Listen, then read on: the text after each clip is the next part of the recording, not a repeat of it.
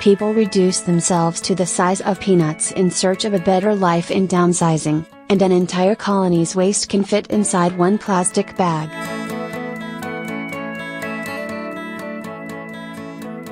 But the new sci-fi comedy from writer-director Alexander Payne is a gigantic mess at any proportion. Put on my boots and a lily white dress.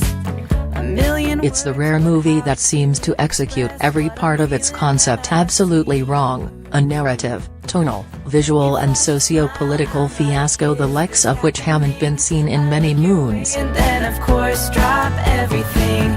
You walk over and ask. Fittingly for a piece of entertainment that means well but misfires at every turn, the film's star, Matt Damon, has been embroiled in his own series of blunders on the Downsizing publicity tour, stemming from his comments about Hollywood's sexual assault crisis.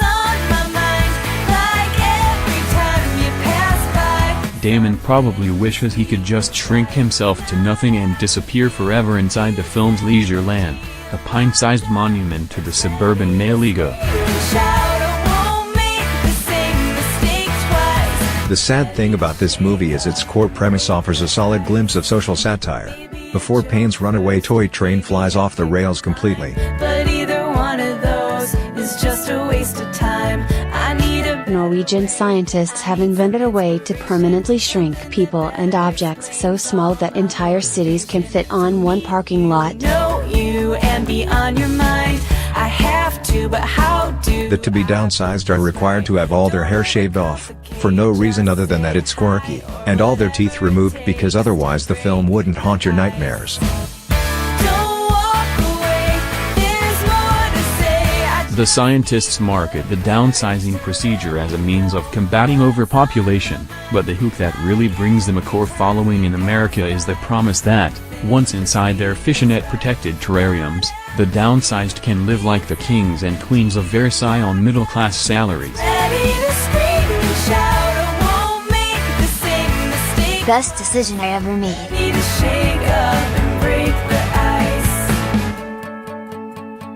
One of the film's small shouts to a married couple of would-be converts from Nebraska, Damon and Kristen Wiig, from her perch in a special protected glass carrier on the bus, entirely at the mercy of the big people who choose on a daily basis not to squish her.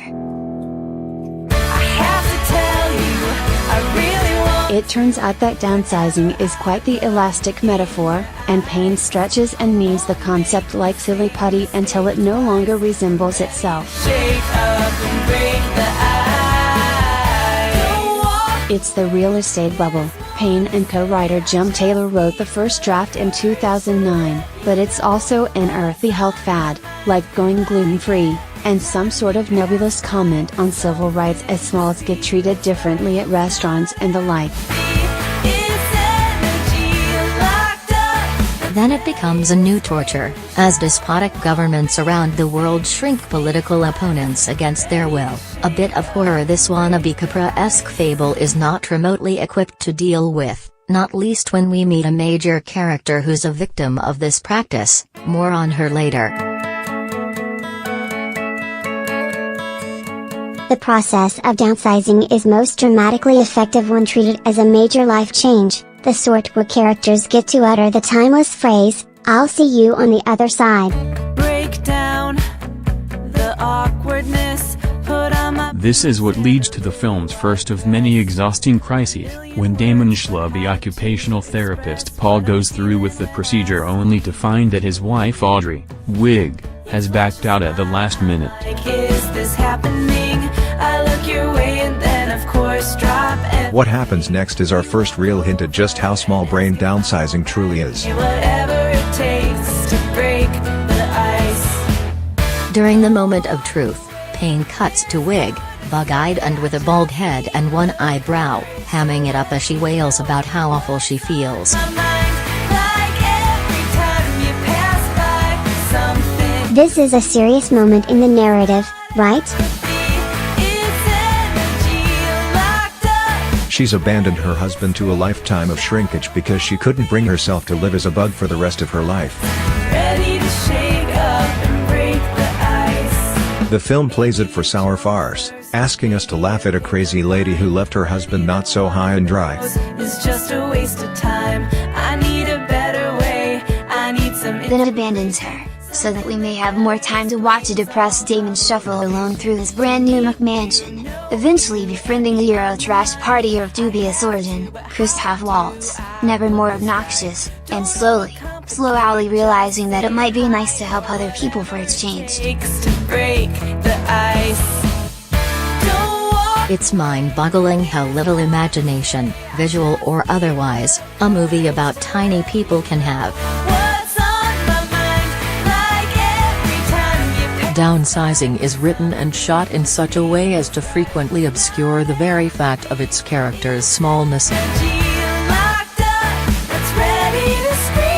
It's set largely in environments that were artificially constructed for the downsized, so that the houses, when shot from ground level, just look like normal homes, and once Paul gets downsized, almost every scene takes place inside the home. There's hardly any exploration of the larger world. The unpacking of this concept happens almost exclusively via dialogue, with throwaway lines about shipping boats in FedEx mailers instead of actually seeing a boat shipped in a FedEx mailer. There are moments of oddball charm, like the sight of a grown nurse prying a tiny naked man from a gurney with a spatula, but they're offset with lumpy, time-wasting scenes of Paul discovering hard partying and taking selfies. Anyway, yes, that dissident. She's a Vietnamese activist named Ngoc Lan Tran, and played by Hong Chow with heavily broken English and strict, clipped speech. Ready to shake up and break the ice. Chow, who was actively involved in the creation of the character, has fought accusations that Ngoc's mannerisms make her a stereotype, and insists she is not used as a punchline.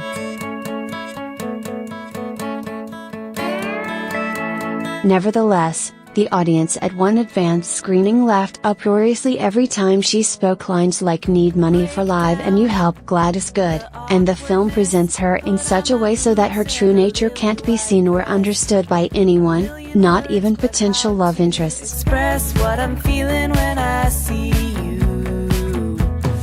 So if this woman isn't a stereotype, who is she? I look your way and then of course drop everything. Maybe she's supposed to be the film's conscience. I'm alright, hey, whatever it takes to break the ice. For Ngoc, who was forcibly shrunk by her government and shoved into a TV box destined for sale in America, being downsized is not a fantasy of a better life but a life sentence. Like every time you pass by something. She loses her leg on the journey, and hobbles on a prosthetic while cleaning apartments in the suburban nightmare kingdom, living in a makeshift walled city trailer park just outside of town with all the other poor people, so she can't teach humility to the white dollhouse man. Shake up and break the ice. Maybe a joke first. You see, here is the grand acid joke of this whole affair, that even in an incredibly shrinking America where the value of the dollar is automatically inflated for one special class, there will always be foreigners within that class to do the dirty work for us. To meet you, know you, and be on your mind. Of course there's truth to a theme like this, but Payne presents his societal ant farm with the smug air of the enlightened man who's already figured all of this out and is just waiting for the rest of us to catch up. Don't walk away, there's more to say, I just need. It's pretty brazen to point out that you're aware of the class differentials in your own movie, filling the margins with immigrants and working-class faces, while using this theme merely to underline your boilerplate middle-class midlife crisis. Downsizing is far from the first Payne film about pitiful older single men, but it's a far cry from Election, where the sad sack had a worthy adversary and the movie didn't seem to be taking massive effort to bend his way. Do you have a roadmap that I can try? By the time we reach the climax, which naturally concerns the end of the world, the delusions of grandeur that once defined Payne's sense of humor have hijacked the whole playpen.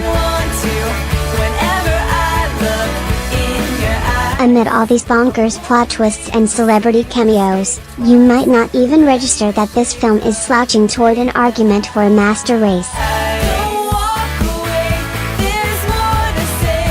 How did we get here? The courage to let you know what's on my mind, like Through the conclusion of Downsizing's premise that, if selfishness has destroyed the planet, it would take a degree of selfishness to save it. energy locked up that's ready to scream and shout. An army of Lilliputians drag our concept of life down until it only belongs to the smallest and most toothless among us, and for these interminable minutes, it's as though planet Earth was never really big and beautiful at all.